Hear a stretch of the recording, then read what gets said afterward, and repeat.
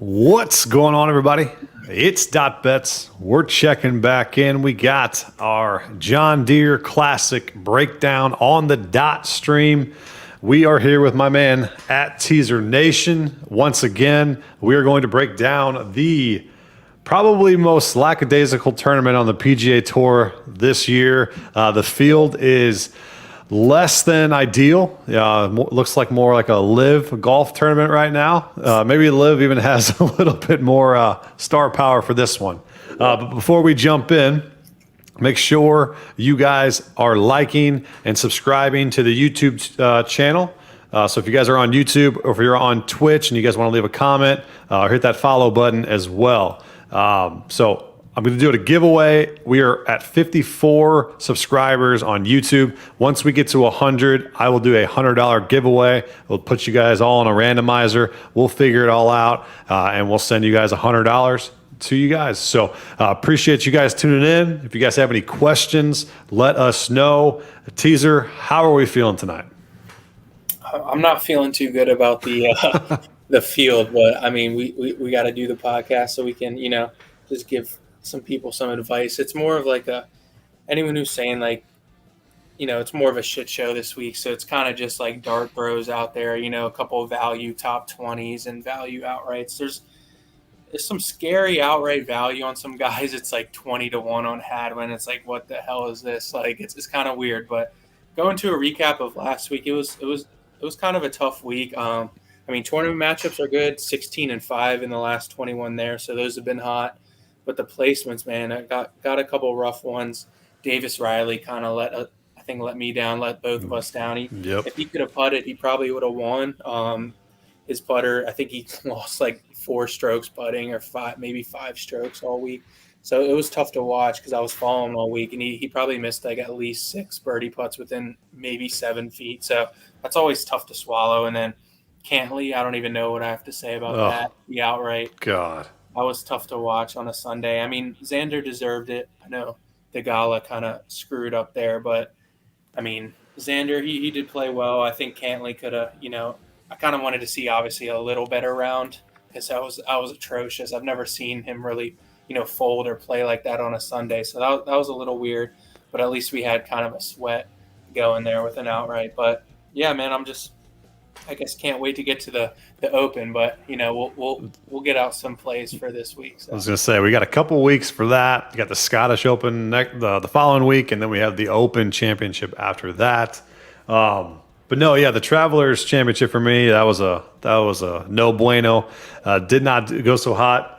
Seamus was looking good for my top 20, and then he faded hard. Annoying, man. He goes 8 under the first 2 days, and then he plays Saturday, Sunday even on a pretty easy course with easy conditions. It's just how his track record is now. Like at Pebble Beach, he gets to 16 under and then he just folds. So that's kind of what you have to.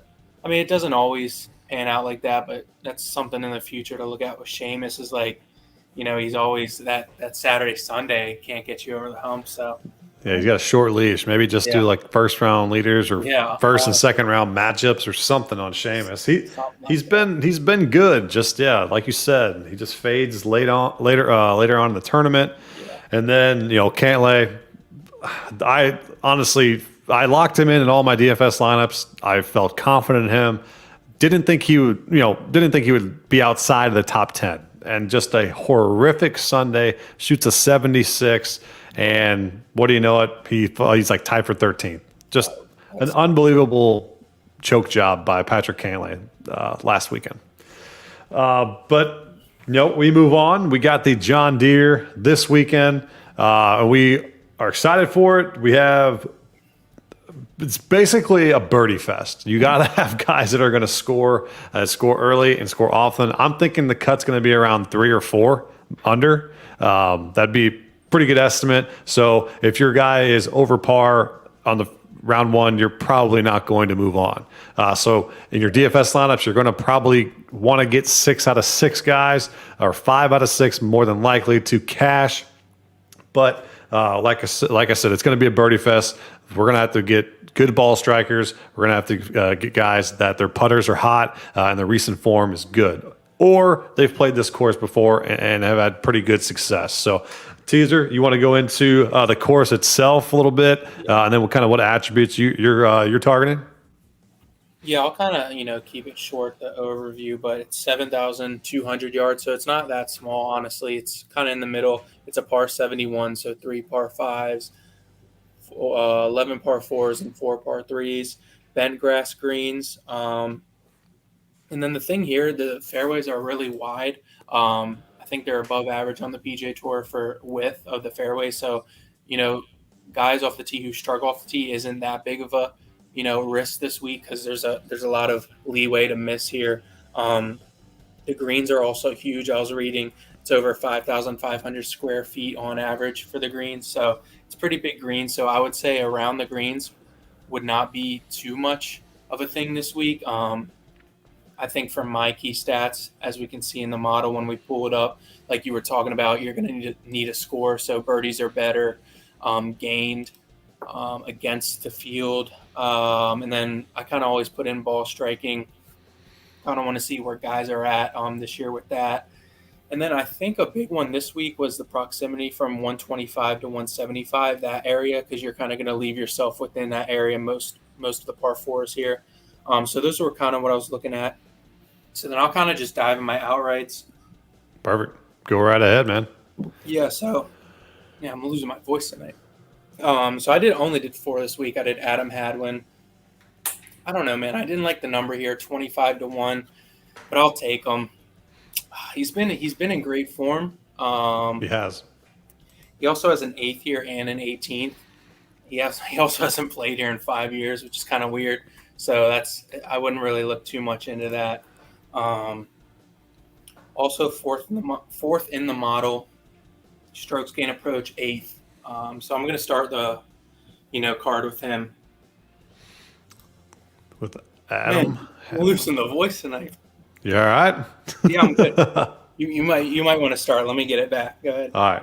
So he's on Adam Hadwin. I wanted to pull the trigger on him, but he ended up being current odds at 10 to 1, and that is just a no go for me.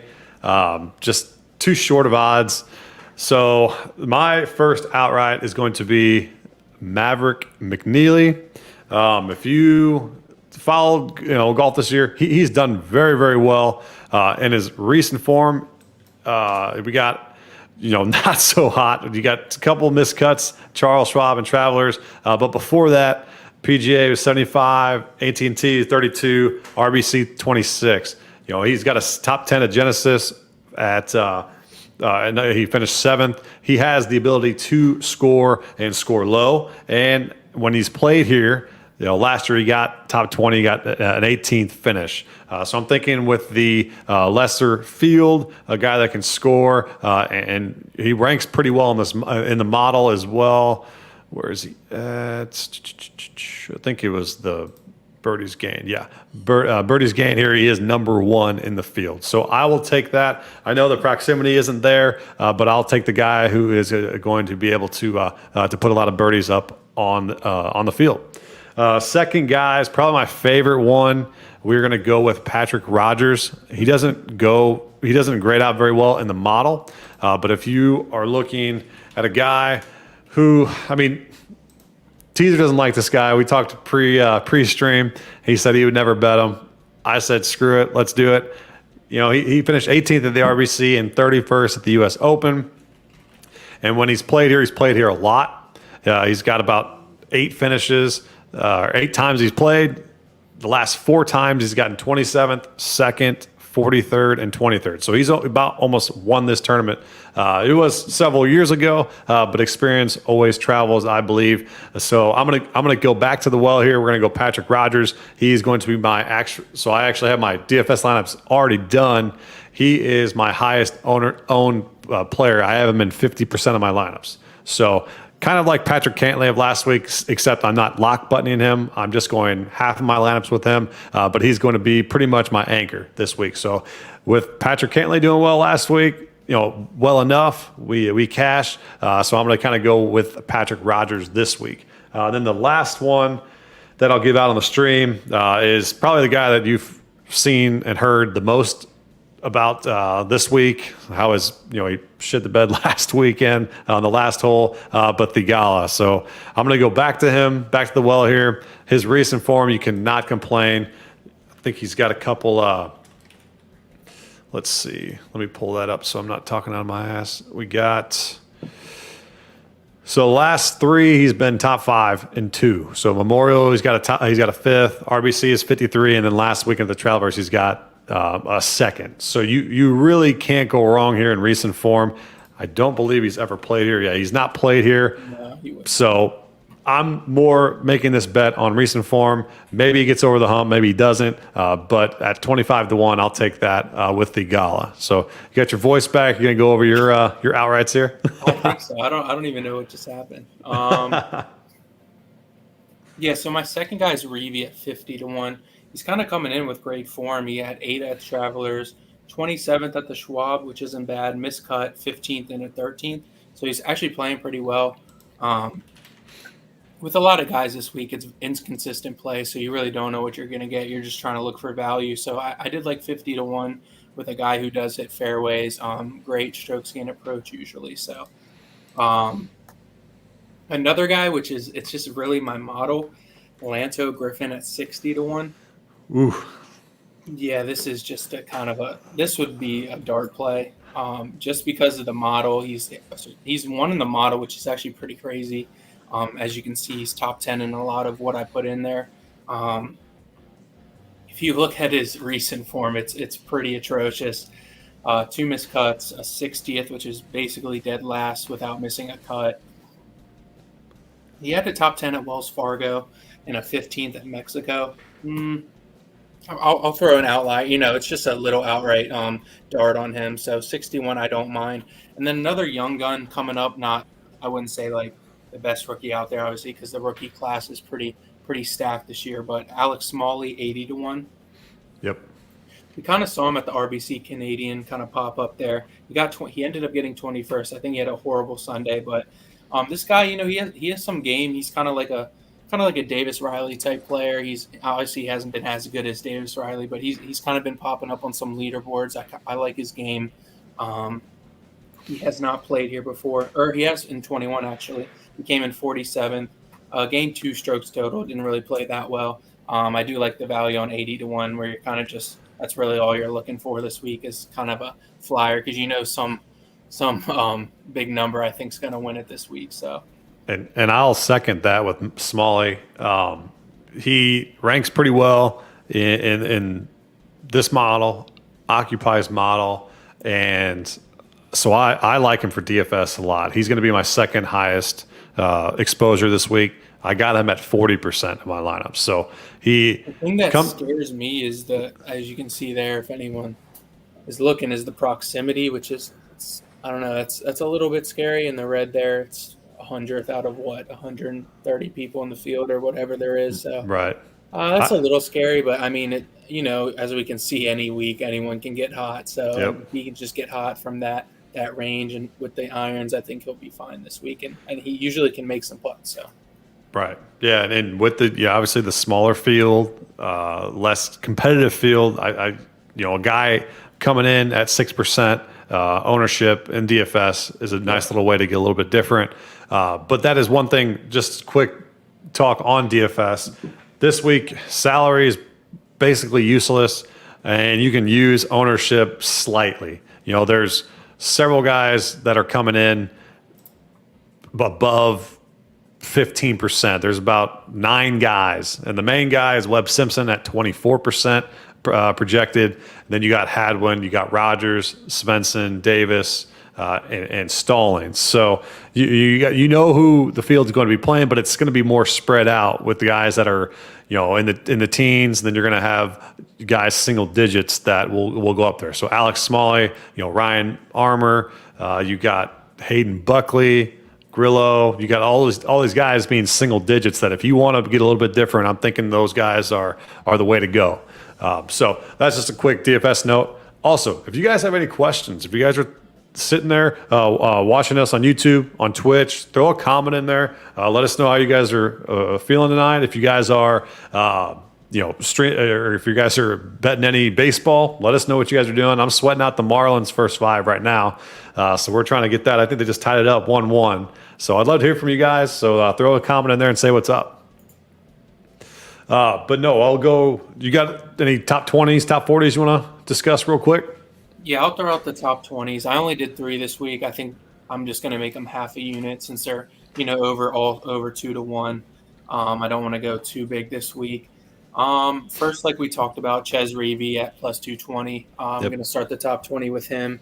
Like we said, he does play well here. He has decent form, I would say, coming into it with 3 top 20s in his last 6 events. So that's pretty good. So you kind of know what you're going to get from him. I think he'll be in the mix this week.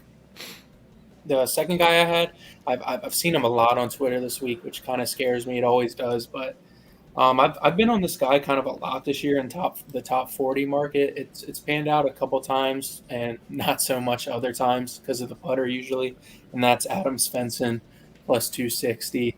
Number 2 in the model. Yeah, he's 2 in the model, which it would kind of make sense because he's a good ball striker, good on the approach. As you can see, the red there's the putter, so we all know that from 5 to 10 feet. He's not a great putter. I just hope his ball striking kind of carries him this week and he makes those longer putts. He has come into good form as well. He has 2 top 25s his last 2 events, and he's made the cut in his last 5 events. So, that's kind of what I'm looking for with these, at plus 260. Is he making cuts, gives him a chance on the weekend to, cash that top 20. And then another kind of a flyer I'm doing is David Lipsky at 3-1, probably a half a unit on that as well. There's nothing really much to say about him. He kind of just pops up randomly. Like he was 6th at Mexico Open. He's not really great in the rank. He actually ranks 27th. He can make birdies in bunches. That's kind of what I'm looking for there. He's 17th and birdies are better gained. He's a guy who can go low that first or second day. So I could see him going, like the 7 under on a Thursday. He could be a great first round leader bet as well. Mm-hmm. So yeah, I think a 3-1 on him's great value as well. So that's all I was really looking for in the top 20 market was that value this week. Nothing too special. So, and then the top 40, we kind of talked about it. You kind of got me on this guy. I actually completely forgot about him this week. Is Patton Kizzire plus 130 for top 40. He actually ranks top 10 in the model, which does make sense. And then just doing more research about this course, he does kind of fit the mold. He usually only plays well in the southern courses. He's more like a RBC Heritage type guy down south. He likes Bermuda. But I do think his game I think he has played well here before, like we were talking about before stream. Like I was saying, wider fairways, which will help him. He's very, he can get wild off the tee. So with a place that doesn't really penalize being, a little stray off the tee, I do like him, just to make the cut and get this top 40. So. Yep. And that he's also a play for me at top 40. I got him at plus 130. He's going to be one of my higher exposed units. I got a whole unit on him. Oh, okay. Maybe I'll match you there. At plus 130. But he's finished 11th, 30th, and then 25th in his 3 times out here at the John Deere. So he does see something at this course that fits his eye. So taking the chance here. His recent form isn't the greatest, but I'm taking course history. Plus, he ranks very well in the model, which always helps back it up. Just the decision making. But then to go top 20 real quick over my card, we got Scott Stallings. He plays this well. This plays pretty well. Again, recent form is not the greatest, but he's gotten 55th, 18th, a missed cut, and then a top 5 finish here at the John Deere. So I'm rolling with Scott Stallings at plus 170. And then I'm going to double dip on my guy Patrick Rogers this week. So as I like I did last week with the Cantlay, I got a lot riding on Rogers. So I went plus. It was kind of deceiving. He's plus 170 top 20, which I thought he was going to be in like the plus 120, plus 140 range. So I do see a little bit of value there at plus 170. So I did put a full unit on him. And then a guy Teaser has been talking about, Ches Reavie. I got him at plus 220 at top 20. So I went him at and I put a half unit on him. He played this course a buttload of times. His last 5 times, he's only missed the cut 1 time. And then he's finished 18th, 39th, 65th, and then 19th. So he's got, obviously the course history is easy to see here. Plus, he's been pretty good in with his recent form. So it's like I see a pretty good value here at plus 220 for the top 20. And then just to round out my card at the top 40, we got Martin Laird, which is a guy I never ever thought I would ever say on stream, but he's played this course very well. He's gotten a 28th and a 37th in his 2 times here. His recent form isn't, I don't think, the greatest. Let me double check really quick. But yeah, he just a name I never thought I would ever say. But he got, his last 4 starts, he's missed 2 cuts and then he's made 2, and he got 37th at Memorial, 13th at the Travelers. He gained 7 strokes last week. And I think he showed a little bit of promise in that round, that he was hitting the ball very well. But again, 2 times at the John Deere, 2 top 40 finishes. I'm going to go and say he makes a 3rd one in a row here. And then guy that I really, really like this week, and he's going to be another guy that I got heavy exposure to in DFS, is Hayden Buckley. He, for whatever reason, he's never played here, but his recent form for me is good enough to get 35% in DFS, and his 14th at the U.S. Open and 43rd at the Travelers. I'm thinking he had 8 strokes gained at U.S. Open. He only had 2 last week, but I do believe after those 4 missed cuts in a row, he's found something in this game. And Hayden Buckley, a little bit less ownership, I think, on him this week too. So let's see what that is. Buckley, yeah, he's at 5% ownership in DFS. So that's a guy a little bit more heavy on. As you guys can see, I'm a little contrarian with the DFS side. Do have a lot of Patrick Rogers. Don't have too much Simpson. Don't have too much Hadwin. But I'm going to go Rogers is my anchor, who's at 18%. And then I got a lot of guys in the single digits trying to see if we can hop up that leaderboard there. So that'll be the card there. If you guys have any questions over anything we talked about, obviously throw any questions in the chat or join the free Discord. Do you go to my link tree on my home profile page of Twitter? Join the Discord. We got guys talking golf, baseball, NBA, NFL, whatever it might be.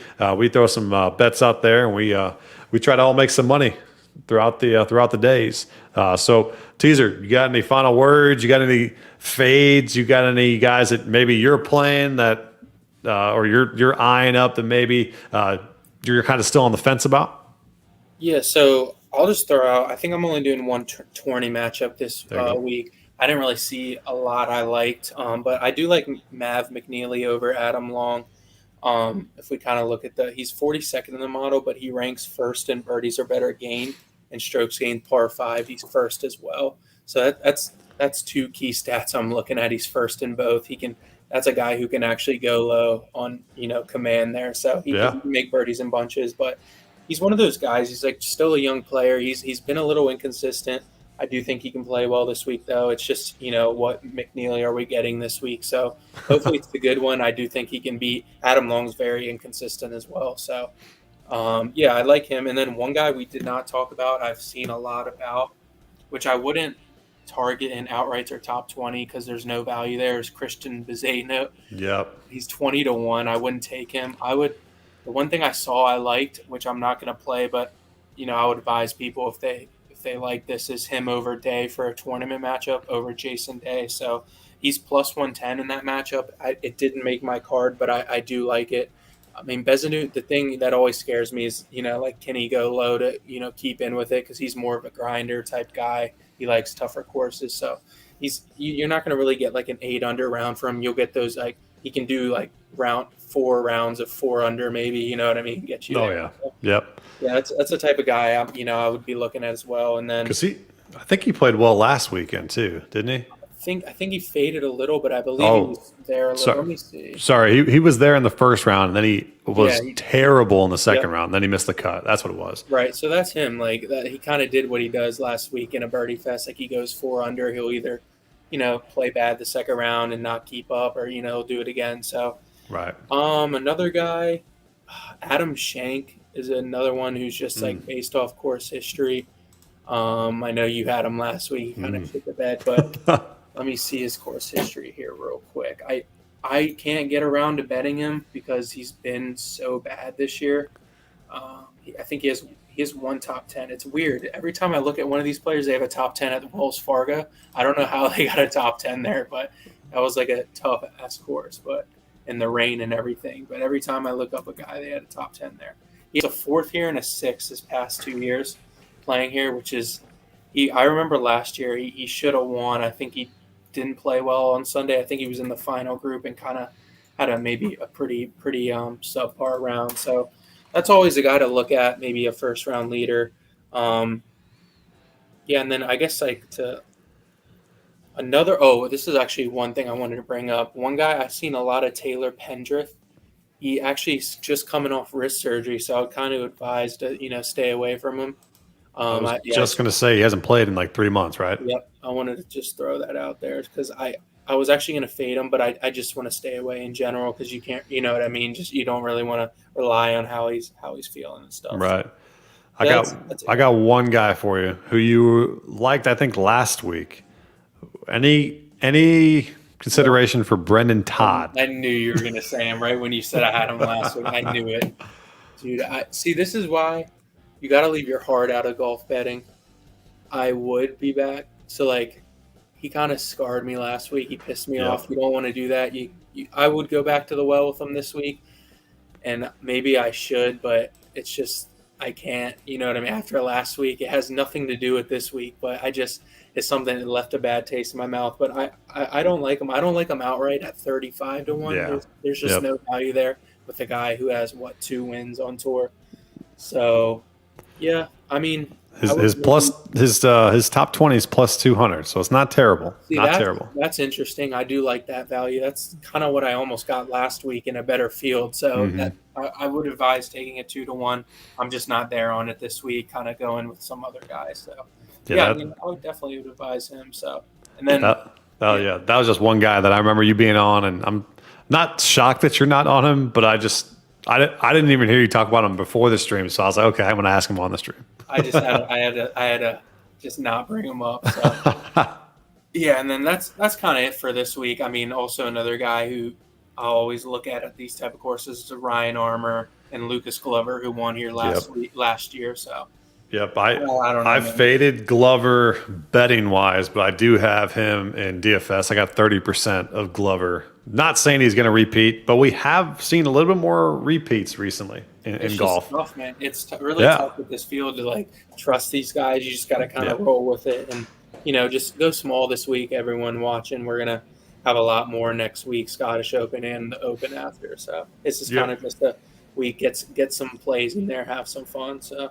Right. And for those who are still watching, we are going to have a lot more NFL content starting up as well. We got a podcast kind of in the works. It's slowly working its way there. Then we'll do live streams. We'll talk about divisions. We'll talk about win totals. We'll talk about fantasy. We're going to have a full shift of gear. Obviously, once the golf season starts going down, we'll have our main focus be NFL. So that's in the back of our minds. We're getting everything kind of prepared on the back end. You guys just keep tuning in, keep showing support. We appreciate you guys each and every week. So with that, we will get up on out of here. We appreciate you guys tuning in. Hit that like button, hit that subscribe button. $100 giveaway once we get to 100 subs on YouTube. So let's have a better weekend with the John Deere Classic. If you guys have any questions, get us at Twitter or join the Discord. So with that, we will see you guys. Peace.